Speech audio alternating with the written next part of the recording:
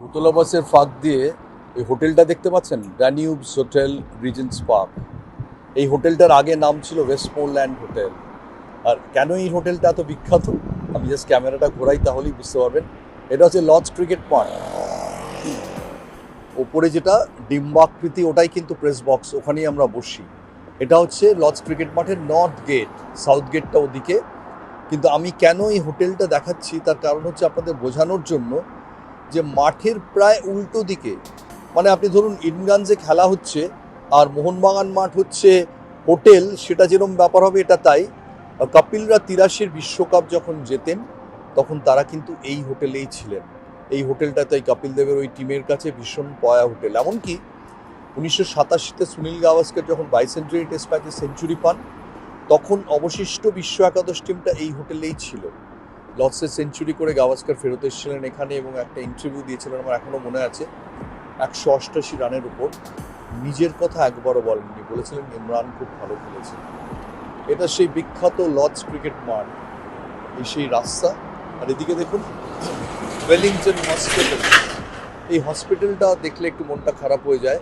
এই Wellington hospital সাউথে Irfan খান ভর্তি ছিলেন, ফাইনালি ক্যান্সারের চূড়ান্ত চিকিৎসার জন্য এসেছিলেন ক্রিকেট প্রেমী, কিন্তু গেলেন দেখুন লর্ডস ক্রিকেট মাঠের পাশে। আর এইখানে একটা উঁচু ফ্ল্যাট আপনারা দেখতে পাচ্ছেন, ওখানে একটা ফ্ল্যাট ছিল লতা মঙ্গেশকরের। ওই ফ্ল্যাটে রাজ সিং থাকতেন এবং ওই ফ্ল্যাট থেকে আসছেন। লতাজি ওই ফ্ল্যাট থেকে অনেক ছবি তুলেছেন, আপনারা অবাক হয়ে যাবেন যে ওভালে 1971 যখন ভারত জেতে ওপর থেকে তিনি ছবি তুলেছিলেন। লতা মঙ্গেশকর খুব ভালো ফটোগ্রাফার ছিলেন। তাই লর্ডস ক্রিকেট মাঠটা দেখলে প্রতিবার মনে হয় যে ক্রিকেটের অনেক কিছু বদল ঘটেছে, কিন্তু লর্ডসের এখনো কোনো বদল ঘটেনি। অবাক লাগে এই মাঠটা দেখলে, এই মাঠের সঙ্গে সমস্ত যেসব কাহিনী জড়িত আছে। ভারত এসে এখানেই প্রথম খেলেছিল 1936 সালে। ভারতীয় ক্রিকেটের ইতিহাস 1932-এ, মাফ করবেন, এখানেই প্রথম শুরু হয়। 1932-33-এ ভারত খেলে নিজের দেশে। তার আগে লর্ডসে একটা টেস্ট ম্যাচ খেলেছিল।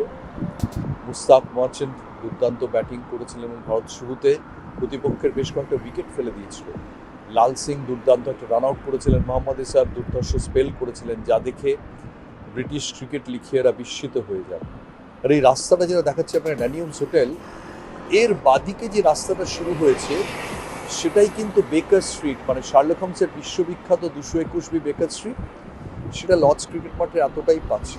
তার পেছন দিকটায় আবার রেকর্ডিং স্টুডিও ছিল, অর্থাৎ আমি এই যে লর্ডস ক্রিকেট মাঠটা দেখাচ্ছি তার পেছনে আবার রেকর্ডিং স্টুডিও ছিল। আর বাদিকে দেখতেই পাচ্ছেন ড্যানিউবস হোটেল। একটু এগিয়ে গেলে একটা রেস্তোরাঁ আছে, ইন্ডিয়ান রেস্তোরাঁ, যেখানে 1971-এ প্রথম টেস্ট ম্যাচ জেতার পর ভারত ওভাল থেকে এসে এখানে এসে খাওয়া দাওয়া করেছিল। মুমতাজ সে রেস্টুরেন্টের নাম। খাওয়া দাওয়া করে তারা চলে যায়। 71-এর সেলিব্রেশন হয়েছিল শুধুমাত্র একটা রেস্তোরাঁয় খাওয়া দাওয়ায়, পয়সা কুড়ির কোনো ব্যাপারই ছিল না। আর এই সেই লর্ডস ক্রিকেট মাঠ, বিশ্ববিখ্যাত মাঠ ভারতের কাছে দুটো কারণে বিখ্যাত। রাহুল দ্রাবিড়, সৌরভ গাঙ্গুলি দুজনের একই দিনে ডেবিউ হয়েছিল। সৌরভ সেঞ্চুরি করেন, রাহুল মাত্র কম রানের জন্য করতে পারেননি। গাভাস্করের সেঞ্চুরি এখানে, ভেঙ্কসারকারের 3টে সেঞ্চুরি এখানে, আর অবশ্যই 83 সেই বিশ্বকাপ জেতা। এই মাঠকে কে ভুলতে পারবে? এই লর্ডস ক্রিকেট মাঠকে পৃথিবী কখনো ভুলতে পারেনি।